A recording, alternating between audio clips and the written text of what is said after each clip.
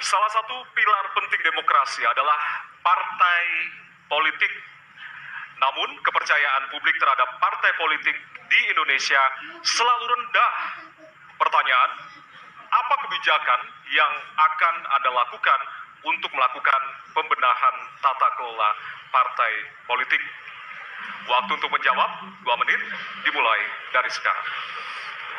Saya rasa lebih dari sekedar partai politik. Rakyat tidak percaya kepada proses demokrasi yang sekarang terjadi. Itu jauh lebih luas dari sekedar partai politik. Ketika kita bicara demokrasi, minimal ada 3. Minimal 3 nih. 1 adalah adanya kebebasan berbicara. Yang kedua, adanya oposisi yang bebas untuk mengkritik pemerintah dan menjadi penyeimbang pemerintah. Yang ketiga, adanya proses pemilu, proses pilpres yang netral, yang transparan, jujur, adil. 3. Dan kalau kita saksikan akhir-akhir ini, 2 ini mengalami problem. Kita menyaksikan bagaimana kebebasan berbicara menurun, termasuk mengkritik partai politik. Dan angka demokrasi kita menurun, indeks demokrasi kita.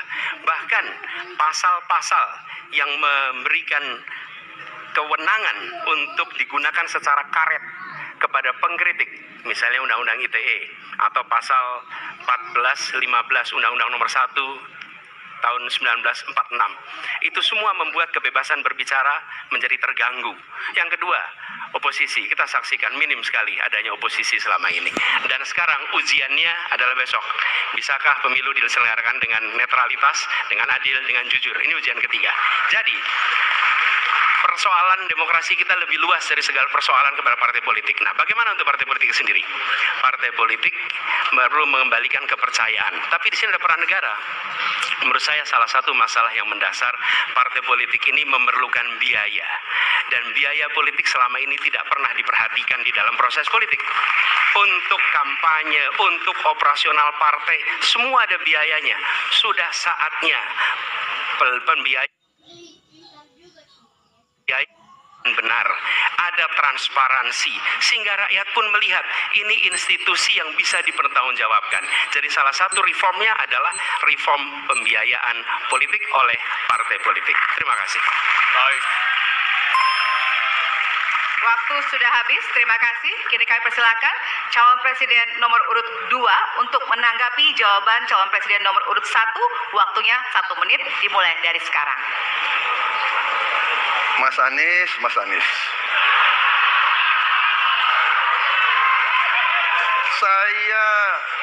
Saya berpendapat Mas Anies ini agak berlebihan. Mas Anies mengeluh tentang demokrasi ini dan itu dan ini. Mas Anies dipilih jadi gubernur DKI menghadapi pemerintah yang berkuasa. Saya yang mengusung Bapak.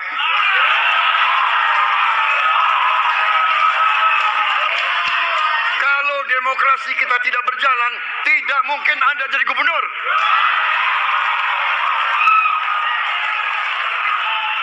Kalau Jokowi diktator, Anda tidak mungkin jadi gubernur.